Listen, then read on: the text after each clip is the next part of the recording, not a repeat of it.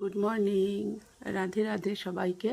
আজকে অক্ষয় তৃতীয়া, তো সবাইকে অনেক অনেক শুভেচ্ছা। এখন সকাল 5:30 বাজে। আমি ভোর 5টায় উঠে বাসি কাজ ছেড়ে স্নান করে ঠাকুরঘরে চলে এসেছি। প্রথমে একটা মালা গেঁথে বাকি সরঞ্জাম সব রেডি করে গোপালকে অভিষেক করে ওনার গা মুছিয়ে ওনাকে চন্দনের লেপ দিয়ে দিচ্ছি। কারণ কি, আজকে চন্দনের লেপ দিতে হয় অক্ষয় তৃতীয়াতে।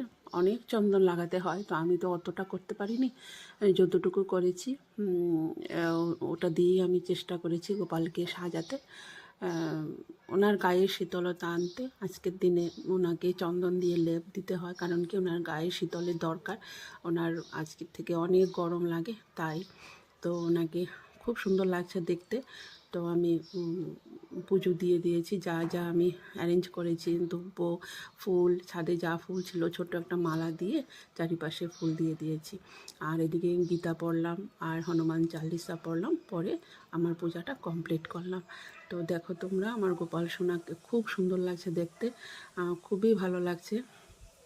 আর এদিকে জগন্নাথ, বলরাম, সুভদ্রা ওনারাও রয়েছেন। এদিকে রামলাল্লা, বজরংবলী ওনারাও রয়েছেন, ওনাদেরকেও ফুল দিয়েছি। আর এই হলো আমাদের গুরুদেব, আর এই হলো আমাদের গোপাল সোনা। তো বলো সবাই কেমন লেগেছে। রাধে রাধে সবাইকে।